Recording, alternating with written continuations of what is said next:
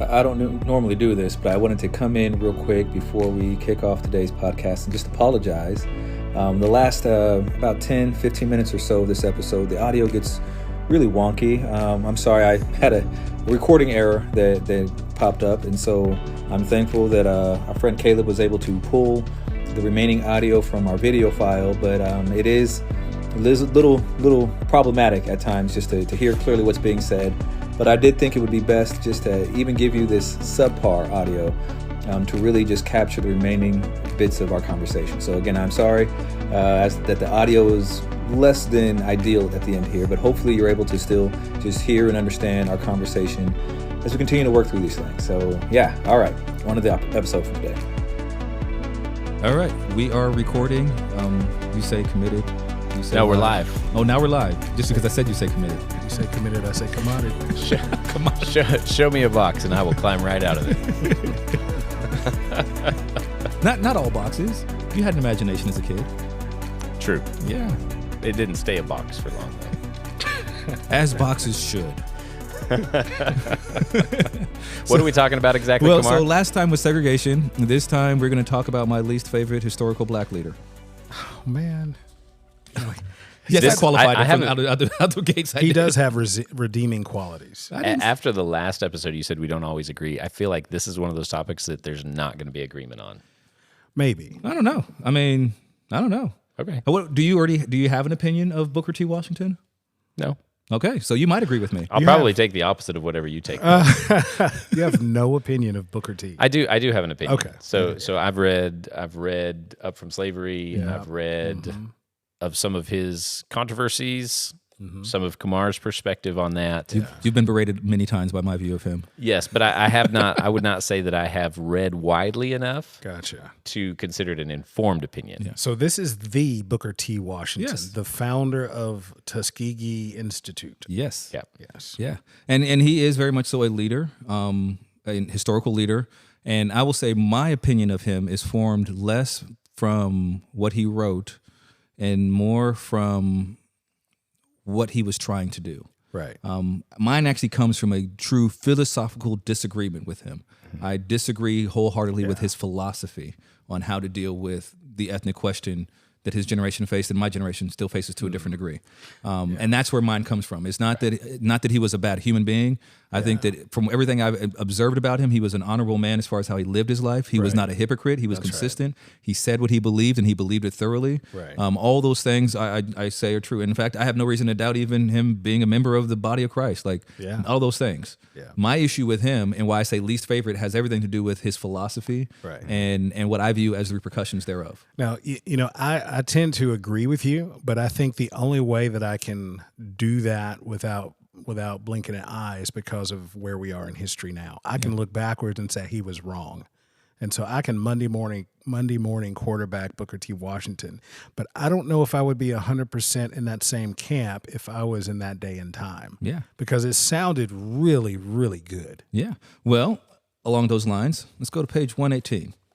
We are going to do an extended reading here for a little bit because I think that what you were saying there, Richard, is a point. It's so easy for us to sit now and look back on history and say, you were dumb. And I think what would be better to do is say, was there a contemporary who looked across and not back and said, you're dumb? Right. And there was. Yeah. One of my most favorite historical black leaders. And so we have here is one stop, Booker T. Washington and W.E.B. Du Bois. I realize, like you say, Du Bois.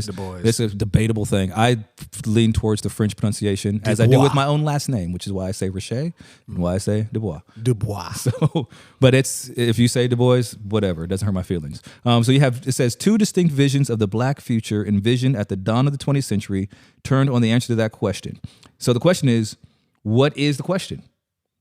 Right? It's kind of like when we're expositing scripture, right? And we say, therefore, there is now. And we're like, well, wait, what's the therefore, huh? Yeah. Huh? And so the question is, what is this question they're facing, right?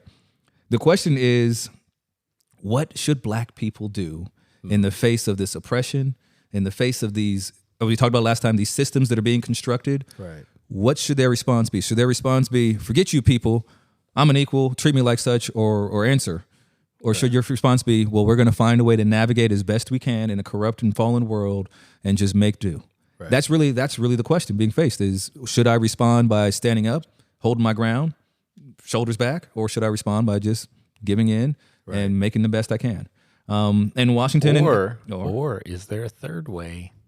Just saying. Well, because the question that Glazier's dealing with is, but was that possible? Yeah. Basically, could they make their way through their own agency? Was that possible amid a regime of social inequality that few black people were willing to challenge for fear of economic reprisal or the eruption of personal or collective violence? Yeah. And that way of stating, again, it's got a few more words maybe than necessary. Yeah. But is it possible for a black person in this context to improve, to grow, to improve their standing in society in the face of everything, all these pressures that were coming against them? Do it by standing tall as opposed to by giving into the paternalistic leanings. Yeah. Well, you say a third option. I think that I feel anyways, it's fair to say that for black people in of themselves, there was no third option. You could say there's a third option of maybe white people responding differently or government responding. Like, I can see that there could be other options outside of an internal black response. But I think within black America, there really were only those two choices. Was either we shut up and take it and try and make do, or we don't shut up and take it and we stand up. Right. And those are the only options available to them. You could say, well, you could leave the country. Well, as we established, that takes money. Yeah. You can't necessarily just leave the country. That's why Garvey wasn't successful, because it's like, how are you going to leave? Yeah. Well, you need money. Well, how are you going to get that money? Go back to options 1 and 2. He did try to raise money, though. Yeah. And he kind of failed with that. So this was their question. So Booker T. Washington emphasized racial conciliation without overtly challenging the regime of racial hierarchy and social inequality embedded in segregation. That was Washington's approach. To quote the great poet Rodney King, can we all just get along? Yeah. That pretty much was his entire approach. Yeah, basically there is systemic racism. Let's try to work within that system and do the best we can. Yeah. Let's not fight about it. Let's not argue about it. Yeah. Let's just get along and we'll be all right. Let's give what they take us and try to do the best. Yeah. And so it says here, going down, it says he emphasized accommodating black life to the social and political realities of race, an acceptance of white domination and black quiescence in the face of the denial of civil rights. That was a large part of how he did it. Was, like I said, I'm oversimplifying it, but largely a shut up and take it. And some people say, well, this is not what Martin Luther King Jr. did. No, because he did a shut up but don't take it. Yeah. More or less.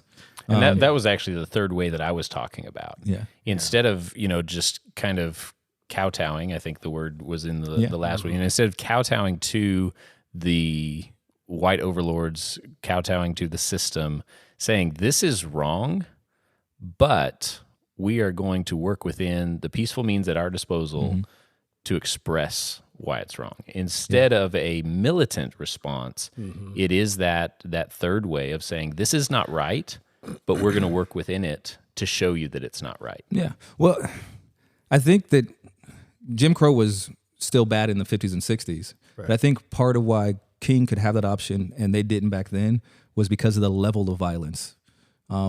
Essentially, for you to stand up, and even if you shut up but you didn't take it, that was violent. Right. That was considered in that time period in the early 1900s.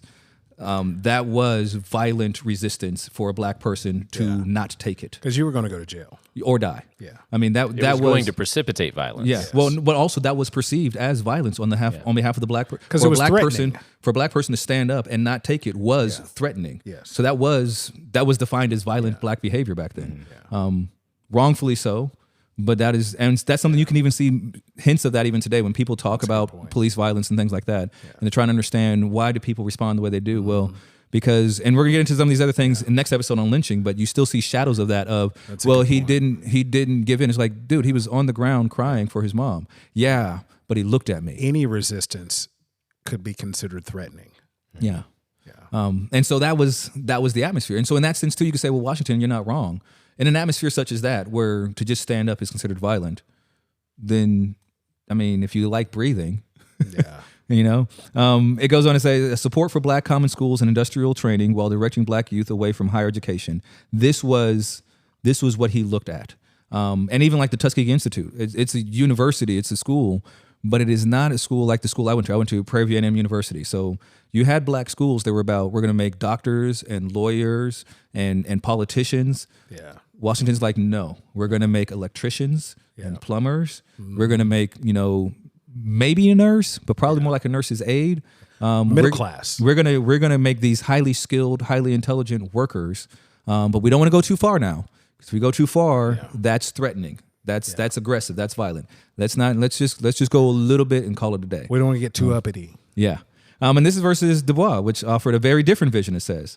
And then you have a quote from him. It says, "The problem of the 20th century is the problem of the color line." He rejected Washington's program of black submission to white domination in favor of an assertive push for political power and civil rights, as well as a relentless challenge to the continuation of physically damaging acts of discrimination flowing from social inequality.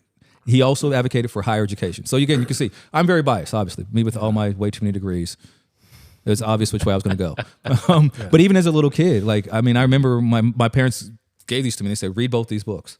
Right. These are the main views that we have as black Americans. As intelligent, intellectual black Americans, pretty much you're going to have to choose one of these two camps, Kamar. Which camp are you going to be in? My parents didn't make me choose, but I always resonated with Du Bois and his idea of the talented 10th especially, and the idea that there are people who, if you have a lot of talents, if you have a lot of ability, if you can read really good and go to school is easy for you, it is your duty to society and your people to do everything you can to be the very best you can be at all times to move everybody up. Excellence is meant to bring everybody up, not for you to hide it for your own self-survival, but you go out there and you be as excellent as you can be for the sake of everybody's good. That's where we get the idea of the black elite. Yeah. They help to bring everybody up. Yeah. So the thing about, the average person probably doesn't know a big deal about the difference between Booker T. Washington, W.E.B. Du Bois, or Du Bois. But you can say Du Bois, it's okay. I like Du Bois. Okay. Yeah, you're a Du Boiser. So I'm a Du Boiser, the Boisiac. Okay, so, but the thing about it is why was this debate between the two, and why was one favored over the other? Mm-hmm. And I think it's, maybe it's easy to conceive, but the idea is that because Booker T, he really didn't force the hand of white people as much as W.E.B. Du Bois did. Mm-hmm. And so because of that, there was a lot more support thrown at Booker T. I mean, he would sit with presidents. He would meet with, universities. He would meet, and he was a great fundraiser. Yeah. I mean, he would get money thrown at him. That's how he got his college started. Yeah. People would just give him money because he was that moderate who really wasn't pushing for too much. And in his thought, he was incrementally getting closer and closer to that elusive goal of equality. But he would do it in such a way as that it didn't push white people too far to anger them or to shake them. And so because of that, he solicited a lot of support. Yeah. I mean, white people loved Booker T. Washington. And because of his clout, because of his name recognition, he would get to speak in anywhere he wanted to speak. He could speak in the White House. He could speak at any university he wanted. And because of his reputation, he solicited a lot of support from black people in the U.S. Yeah. And so there were a lot of people that were more for him than for W.E.B. Du Bois. Yeah. And so why we're talking about this, why he's in this book, is because an interesting part of history of Hopkinsville is Washington came to Hoptown. Yeah. I mean, that could be a movie right there, right? Washington came. Mr. Washington comes to Hoptown. But he did. He came because Hopkinsville was an actual rather influential and important part of Black America. Yeah. Something that, again, that I didn't realize till I lived here. He went to Guthrie first. And then he came but I mean, this was a huge, important, because you had such a huge large black population in what was a decent sized city until Clarksville grew, essentially. Right. It was important. This was a place worth stopping in. Right. And so in 1909, he came through here. And that's why he's in the book. And that's why we're going to talk more about him, because Du Bois didn't come through here. Maybe he should have. Yeah, maybe he should have. Maybe if he had, things would be different here. Maybe. I mean, because I think that it's obvious. What if? Well, no, it's not. To me, it's obvious that the black people of Hopkinsville didn't just listen to him when he came to town. I feel like they really absorbed his way of looking at things and have lived that out. And what we see now is the natural result of if you stick with the Washington plan. Wow. So you think it's his fault? Well, I don't like Washington. You know I don't like him for. I've never hidden this. I led with that's it. That's true. So, but there are no secrets here. But do you think the Washington ideas permeated into Black Hopkinsville and stayed here? Yeah. Or did his message resonate with Hopkinsville because that was already the perspective that they had? It's not like that he came and his rock in the pond is what generated the ripple. No, the ripples were going, and his speech just kind of hit the top. Yeah, no, I don't think he started it. I think that it's more like it was something that was there. He came in. They're like, yeah, let's keep this going, and then they just kind of and they stayed in that direction. Yeah, they kept moving. Like it was like an object in motion stays in motion, and because the African American population here was already kind of lukewarm. Yeah. Yeah, it wasn't too violent. It wasn't too this. It was kind of even kill. They had the numbers, but they didn't vote even during because we went through Reconstruction and we didn't see an overwhelming amount of the black vote changing things. No, it stayed pretty much the same. Well, I mean, and so when he's coming to town, you were talking about how white people listen to him. Right. 121. Washington's standing among white people was apparent from the outset. like you're saying. Judge Price, the son of a slaveholder, said, quote, I don't know what he is going to talk about, but I am willing to endorse anything he says before he says it. That's a huge deal for a black man, 1909, going on a tour, trying to talk about improving the black race. I want to start a school. Give me your money. Yeah. And for white people in power, again, descendant of slave, to say, whatever he says, listen to him. I already know it's going to be good. He was a safe black person in the eyes of white America. And, okay. So, Richard, I'm going to make this personal about you and I for a second.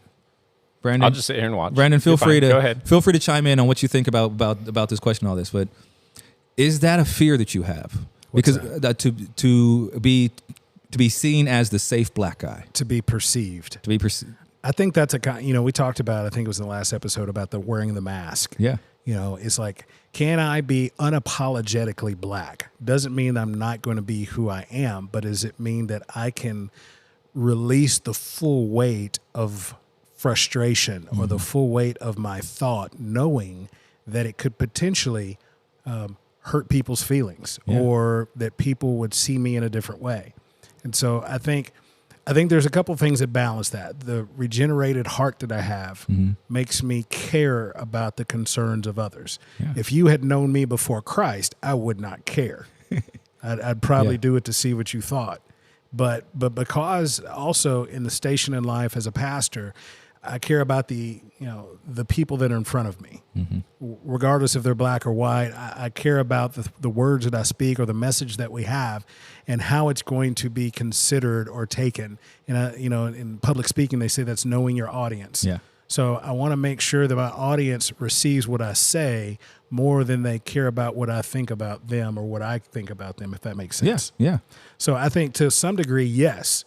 I think some degree. Yeah, I have to, because I don't want to act in my flesh. Yeah. Because I could just say what I want to in my flesh, and I could feel really, really good about what I just said. Yeah. But then I could completely miss the message and the ministry, which would be the people in front of me. Yeah. I will say for me, it is a struggle that I deal with, of that fear of being essentially, like I said, pigeonholed as safe black guy. One, because of my biased view, how I feel about Washington, but also because I do see that there's this loss of utility in it. Because once you're, Fresh Prince of Bel-Air, think Carlton, right? Like C1, right? Carlton was an amazing character. And there was so much complexity to him as an individual. There was, but at the end of the day, there were so many things that he could never do. And then his cousin comes along. Right. And he can just walk in the room, and all of a sudden he can drive the conversation forward. He can bring about all kinds of necessary change, as it were, because he'll be heard. Right. Because he's not the safe guy. That's right. And so that's something that I do wrestle with myself, is like, how do I, like you said, how do I act within the Holy Spirit of being this new creation that actually cares about what people think, who's not just being aggressive for the sake of causing controversy, while at the same time not being pigeonholed as safe black guy. Yeah. So that now, essentially, if I say something that isn't safe, it's going completely unheard. Yeah. It's a balancing thing. And I think there's a reality of like there are gospel issues that I could care less what you think. There are gospel issues that I don't care if it makes you cry. I'm going to say it because it needs to be said. Now there are some non-gospel issues, some social issues that I care about that I pause before I speak, because I think the relevance of it doesn't matter and it doesn't hold as much weight as those gospel issues. Yeah. Like everything that goes on, especially as ministers of the gospel, everything we hear in the news, we have thoughts, we have feelings, we have preferences, we have, things that we want to say, but at the same time, it's not wise to comment on everything I feel because it doesn't really matter. Yeah. But the gospel issues, the word of God, it matters. Yeah. So, to bring you in on this, Brandon, as a black, no, I'm joking, you're not a black guy. You could be, hey, but what if you were? How about you be an honorary black man for like 5 minutes? And I don't think it works that way. It doesn't? No, I don't think so. I was going to say instead. Correct me if I'm wrong, but I don't think it works that way. I want to bring you into this to make it more relational in the sense of, I think that there are very few things, like there are things that we experience as black men that we could say our experience is unique and how we walk through it, but it is not unique because it is a common human experience. There you go. And so I want to bring you into it and say, make it relational.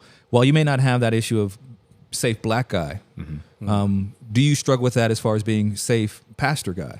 I do. I don't think it's the same level by any stretch of the imagination, but I think just, for example, my tenure here at Edgewood, when I was here before as an associate pastor, there was a sense in which I was very concerned with fitting in. And I like reading, and I like talking about ideas. Yeah. And not everybody likes reading, and not everybody likes talking about ideas. Yeah. And so I kind of squashed that and almost went, in an attempt to relate, to become safe book guy, like that was an attempt to try to fit in with what I perceived to be the culture. Not only did that hamper then my relationship with people because I was trying to be something I wasn't, I think that hampered the culture because there's people here who like reading and they like talking about ideas. And so for me to cram them all into this one category wasn't fair of me. And so I do think about that when it comes to this context is not only do we not want Kamar to be safe black guy Kamar for Kamar's sake, but for the church's sake.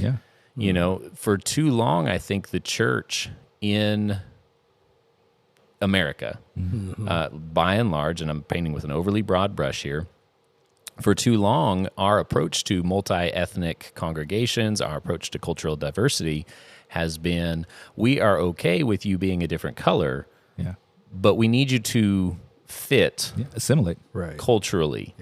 And so it's okay if your skin is black, so long as your talk and your conduct is white. Right. And that doesn't help the church. That doesn't express anything of the diversity that we see in the New Testament, that we see being the vision for what the church could be. And so I think that's the point where it doesn't just hurt the individual who's trying to assimilate, who's trying to conform. It ultimately hurts the culture or the church or the society where that assimilation is attempting, because you're missing out on the biggest benefit of diversity. And what's wild is I think that might be scary to white people and exciting to people that are not white. Well, I can't remember which historian. There's a Christian historian who's writing nowadays, and he talks about that, about the insults essentially that racism has done on white America too. That it is a sword with two edges, and there are things, and I think that's what you're talking about. If we fill white churches with safe black pastors for the sake of diversity, it is hurting the white church. Because what they need is not safe pastors. What they need are authentic, real pastors, regardless of their skin color. And so that is the thing, though. That is true that this relationship thing is actually hurting white America too. Because this is why sometimes where, say Richard has a bad day, and he goes and he walks in and he's no longer putting on the white voice, and he's not wearing the white friendly T-shirt. He's wearing the "I'm an angry black man today, leave me alone" shirt. Wait, you have that shirt? I probably do. But you know, like, and he walks in and he has that interaction, and then somebody's like so taken off guard. I know for me professionally, I dealt with that when I was working in foster care and I was running an office. I had a lot of staff individuals, and I'll be honest, they were mostly white women. And it just boggled my mind. I'm like, I'm married to a white lady. I know how to talk to white ladies. Like, I mean, granted, they're not Southern white ladies, but still, like, I mean, like, aren't all white ladies the same? But it took me forever to begin to start to realize that what I was dealing with was that my wife, she is okay with the idea of me being a man who has power, who has emotions and feelings. That sometimes I might speak in a direct and monotone way, and that does not mean I'm going to kill her. Whether that means that I'm in a direct and monotone manner, like she's used to that. And so I was already so accustomed to the idea that, yeah, I mean, I can just be me, that I did not know how to deal with that with my staff. So I had a lot of staffing issues where I had to learn, essentially, talking about the mask or being safe, I had to essentially learn how to talk to people who weren't ready for me to be authentically 100% black because they took that as threatening. Yeah. And it wasn't that they were I'm not trying to say these were horrible racist women who were out to get me. They just had no cultural context. They had no lens by which to say, when a black guy speaks this way, it's not threatening, it's not violent, it's not unsafe, he's being human. This is the downside of all of these safe images, is that it leaves white people ill-equipped to have authentic relationships with black people. You know, one of the things you told me a couple of years ago was, and it took me a while to think about it because I didn't like it at the time. But it was one of the worst things to happen is for white people to have the one black friend. Yeah. To have the one black friend that they get along with, that's maybe achieved, educationally. He's, he or she is, maybe a higher economic level. And then because that one black friend then becomes the baseline for every other person in the community. Well, see, if so-and-so can do it, why do they have to be like that? Why can't they be like him? And then it begins to justify so many different stereotypes and so many prejudiced thoughts about the rest of society because of that one black friend. And in reality, everybody's an individual. And so you can't put everybody in one little box and expect everybody to act the same way. And I don't think that, by and large, well, maybe they do.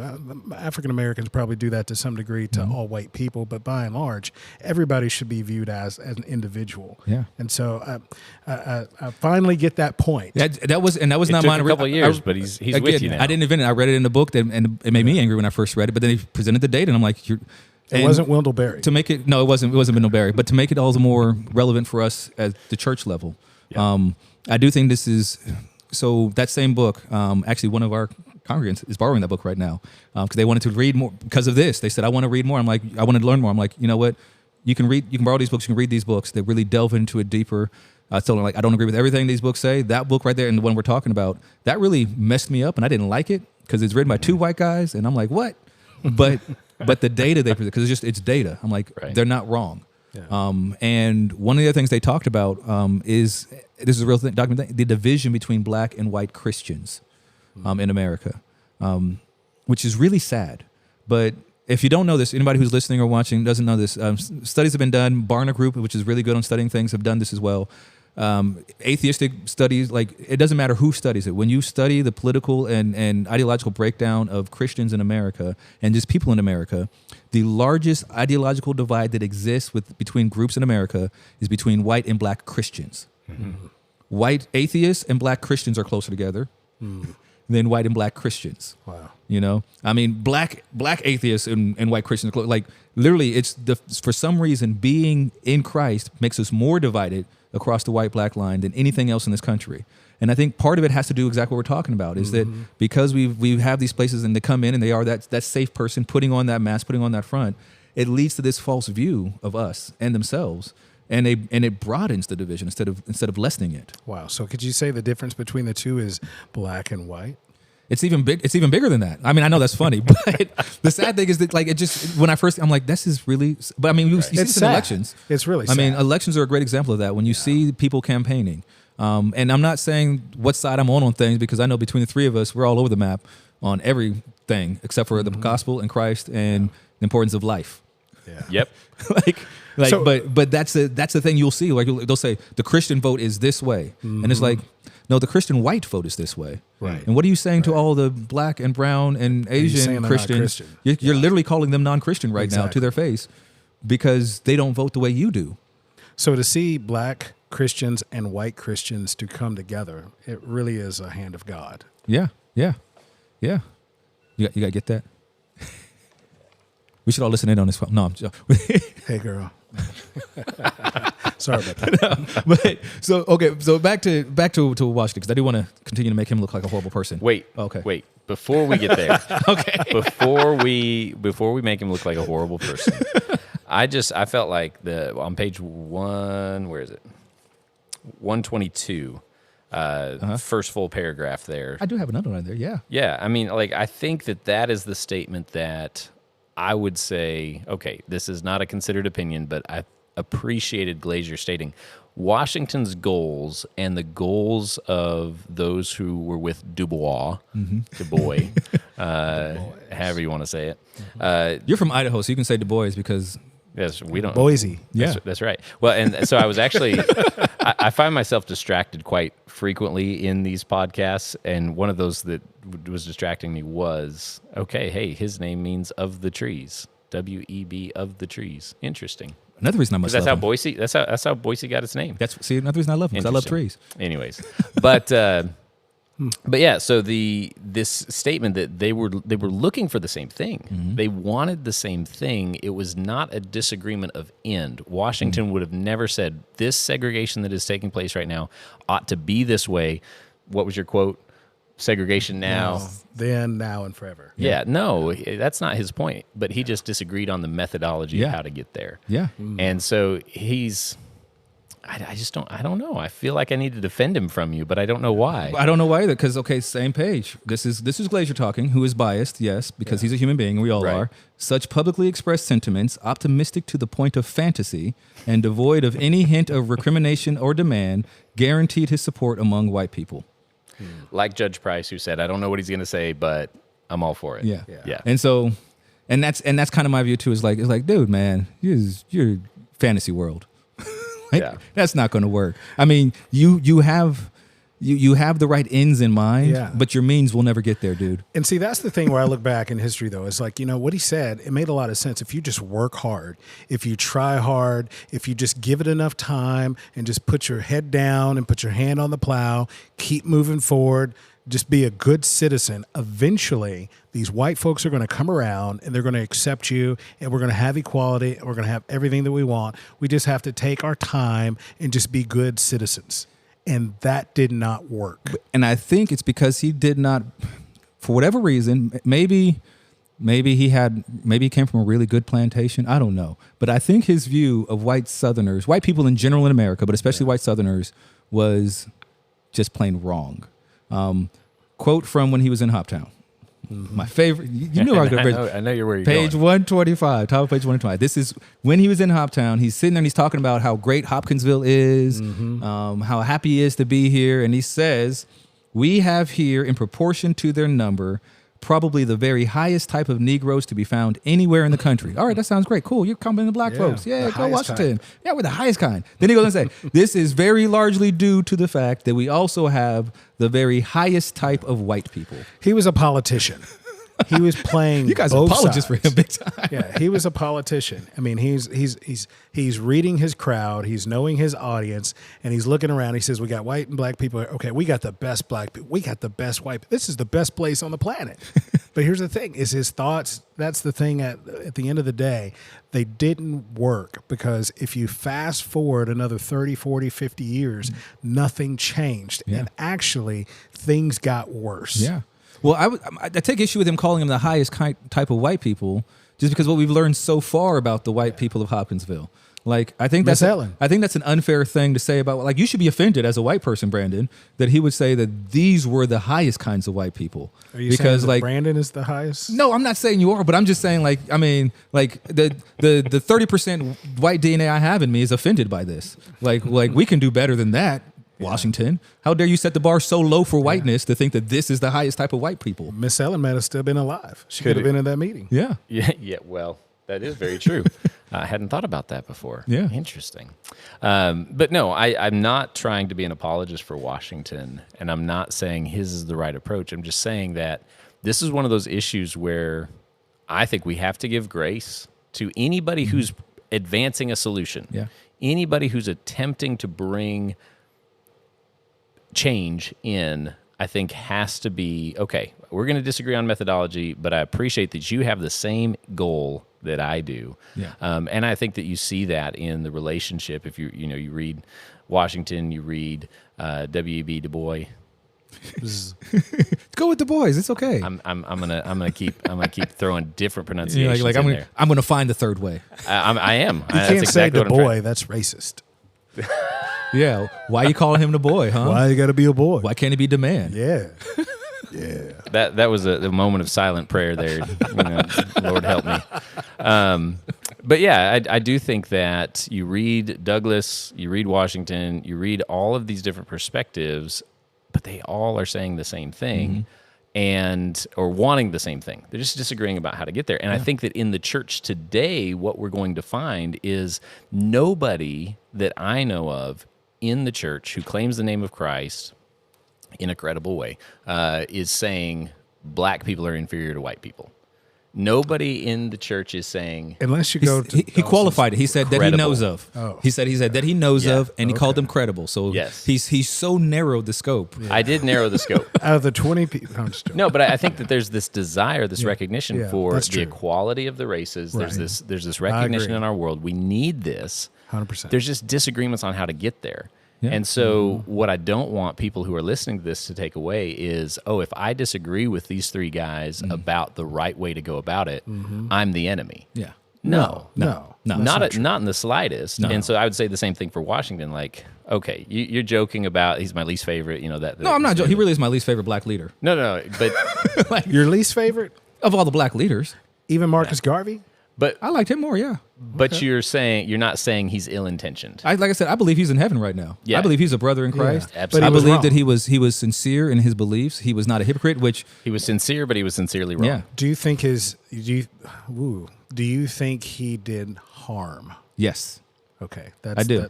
Because do you think his ways of going about things put us as black people back? I don't think it put us back. I think it delayed. I think it slowed it. But again, I don't think any of it was intentional. Right. I think that I don't think he was a bad person. When I say my least favorite black, you got to realize too is that that's a very small collection of people, because by and large, a lot of people who could have been influential were killed off early in life. Right. I mean, there's plenty of people. We're learning more about different names now because of how history is progressing and whatnot. So we're learning about people like, wow, there was a guy who was in a small town, did this and this and this. Man, if that guy stayed alive another 5 years, it'd have been something. So it's a very limited pool, a very, very limited pool. But also it's because of my own personal bias of where I sit on how I feel about intellectual things and how I feel about work, how I feel about just society in general. There's many, many, many reasons why it is that I say no. And on top of all that, my allegiance, as it were, to the group that is Du Bois and NAACP and all those other things, says, all right, well, I mean, you can't be for both. They may have had the same ends, but it really is a one or the other. You're going to land on this methodology or this methodology. And that's, I guess, bringing it to today again, just so we don't miss that, is when we have people who are saying to us, why are you talking about this? Why, or would say to me, Brandon, why are you sitting as a white guy having this conversation? If we would just quit talking about it, this problem would go away. And I would say, I disagree with you methodologically. Right. Yeah. But I can agree with you that we are still seeking the same goal. We want the problem to go Because away. that's a question I have, is that same methodology that Booker T. Washington had, that same philosophy of how to handle the situations in our country, is still alive today. Yeah. Yes. And what you said, why are we still talking about today? Why can't people just put their heads down, work hard, and the problems go away? Well, that's the exact same mentality that Booker T. Washington had, and it didn't work. It took the methodology of W.E. Du Bois / Martin Luther King / civil rights and / what we're going to talk about next. It took lynchings. Yeah. It took really bad things to happen. And Frederick Douglass said this: without struggle, there can be no progress. And I think what Booker T. Washington was trying to do was have progress without struggle. Yeah. And that did not work. If it wasn't, we had to get to the point where you had people like Malcolm X and Huey P. Newton who were standing there saying, all right, I'm an American citizen. I have a right to own guns. Yeah. It took that to begin to start having serious conversations. Because, I mean, Washington also had the right to sit there and say, and we're going to police our campus with armed black men. Yeah. And he never did. Right. And there's a reason why he never did, because he knew, well, that could cause some controversy. Well, eventually we got to the point where people were saying, you know what? Well, if you're going to police your neighborhoods with people with guns, let's do it too. Yeah. If you're going to defend your church, we're going to defend our church too, especially since ours are being blown up. And let's be honest, when violence happens, it gets people talking. Yeah. I mean, when we went through the different racial incidents of, 2015, 2016, 2017, all of these, unarmed black men and all these police, what we call brutality and things like that. It started protests. It started marches. I remember being in Clarksville and they had a protest on Wilma Rudolph Boulevard.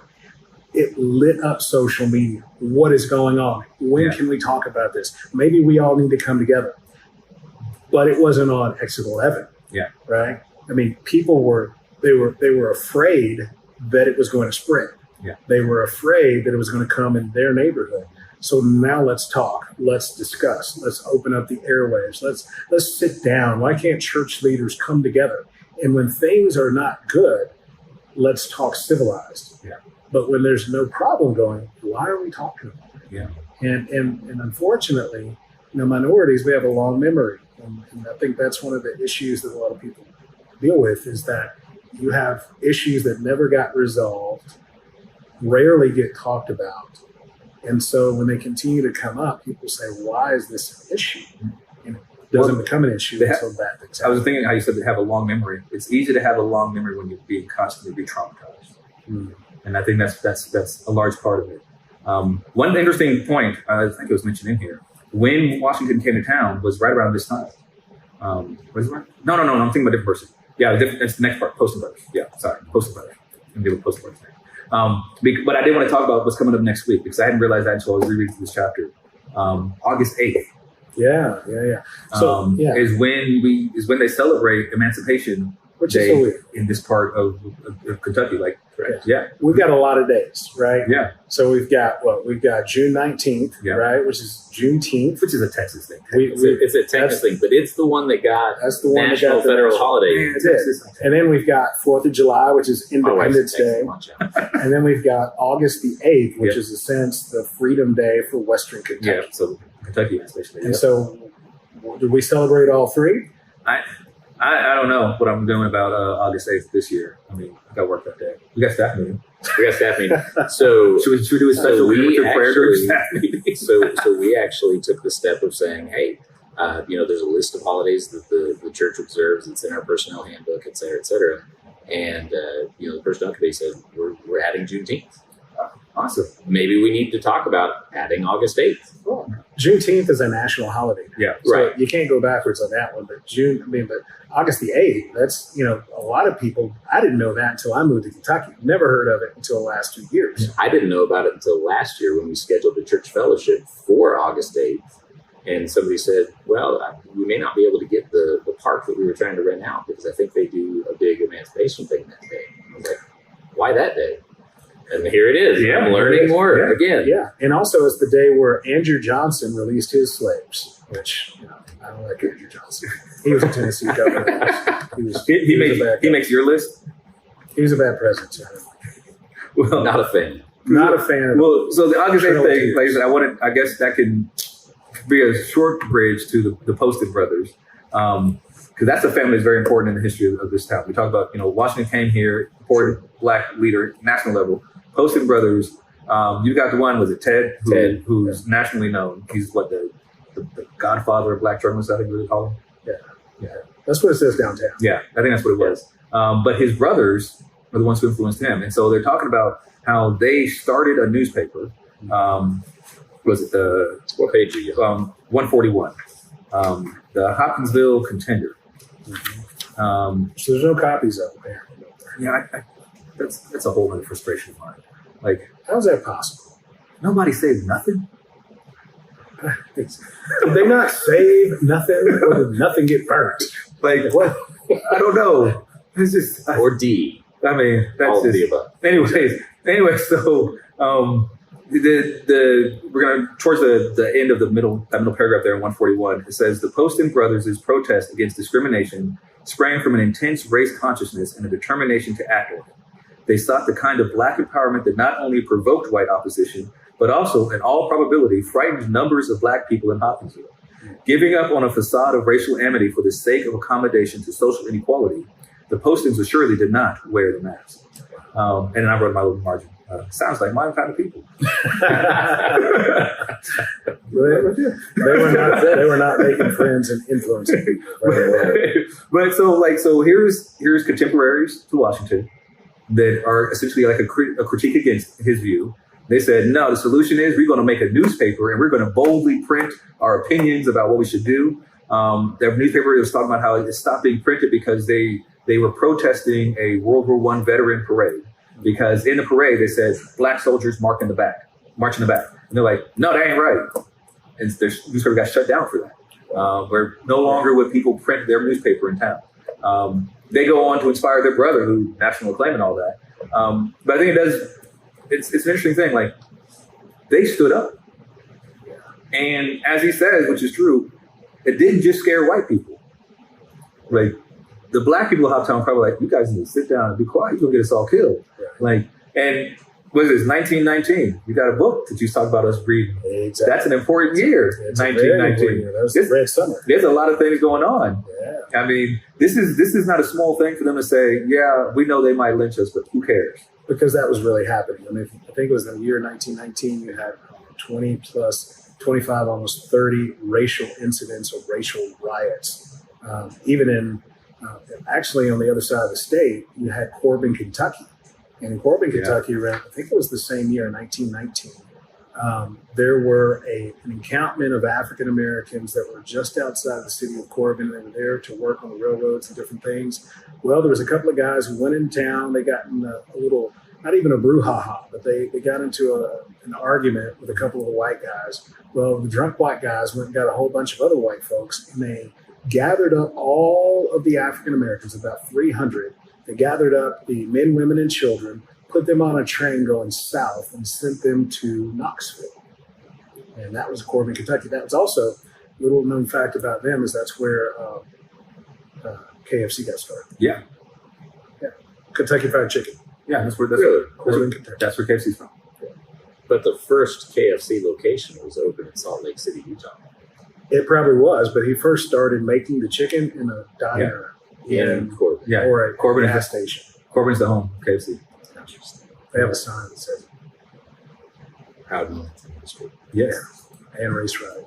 Right. Yeah, that's right. KFC and Race Ride. There you go. Yeah, it's just that slogan's not going to work, man. Probably not. It doesn't ring. They still have a problem understanding why there's not many African Americans that live there. They just don't understand. Probably get a good deal on this. Well, all right. I want to start a church in Corbin. How does your wife multi-ethnic church? She's that with it. We went through that. Easy. I've yet to go through that. We went through quick. I've been well.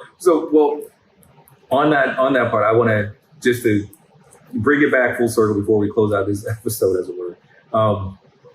The end of the chapter, we're talking about this newer bondage and deeper shame. I've shared my opinion on why I think that Washington's views helped to solidify that. But what do you guys think? Do you think that? I mean, I can get saying, well, we're scared. Like we talked about one of the other episodes, like realizing hundreds of years of slavery and essentially indoctrination on this way of looking. But at the same time, there are people who do things differently too. Like, did that hurt more than it helped? When you say did that hurt? Did Washington's pacifist, I'm just going to, what he said? He said something like, to acquiesce. Like, did that hurt more than it helped? And I'm going to say, like, let's look at it this way. Pretend that Reconstruction era, Jim Crow is on the rise, And black people across the nation say, no, we're not putting up with this. Period. This is no discussion. You treat us as equal, or I guess we're having civil war in part 2. Would that have been better, knowing now what we know now? Would that maybe have resulted in a more unified nation than the long, slow process of, well, let's just ride this out and maybe we'll eventually get there? You want to go first, Brandon? I know it's not fair to do that to history. I know it's not fair, but I'm saying, take aside the fairness. What do you think? Has war ever accomplished peace? I would argue no.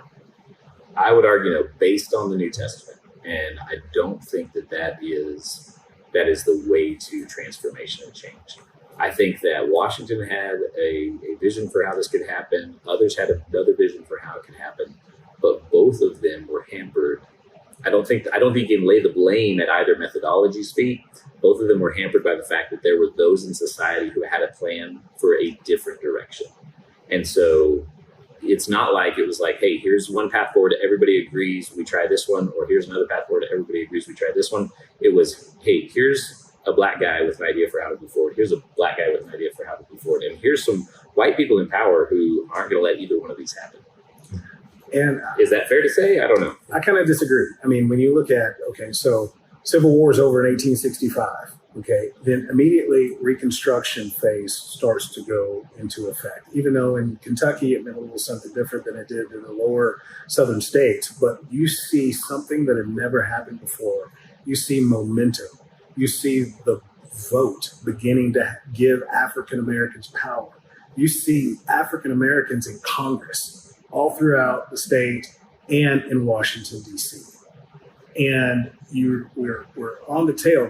We're talking about 1909. This is right before World War I.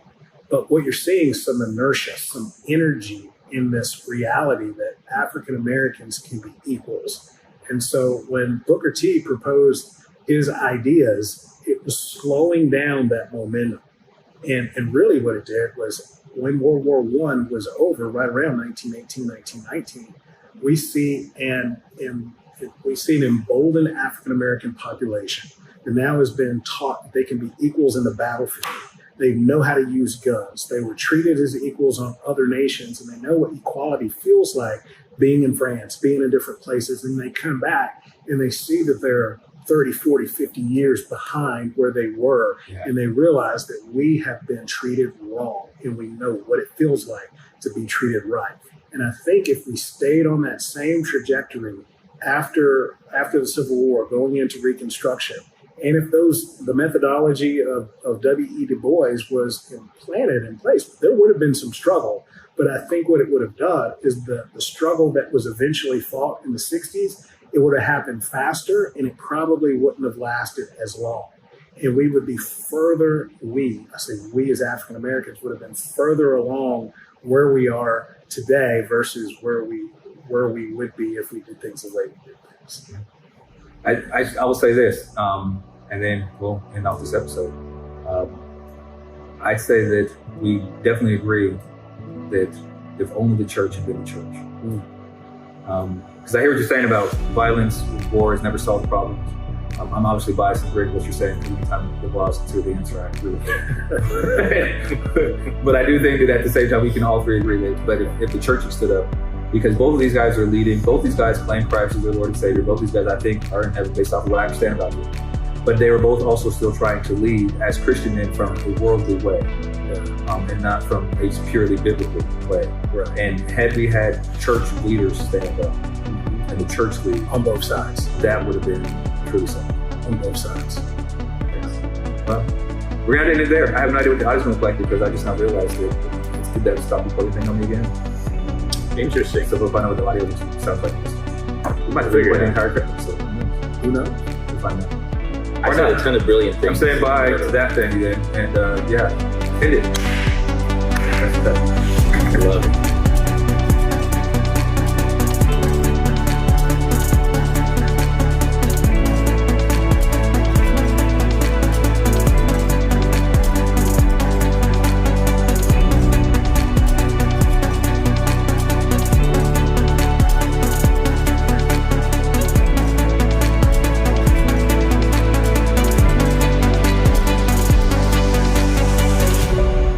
The views, thoughts, and opinions expressed in this podcast are the speaker's own and do not represent the views, thoughts, and opinions of any institution, organization, or corporation. The material and information presented here are for general information purposes only. All persons who participated did so of their own free will and speak for themselves only, regardless of any personal affiliations they may possess.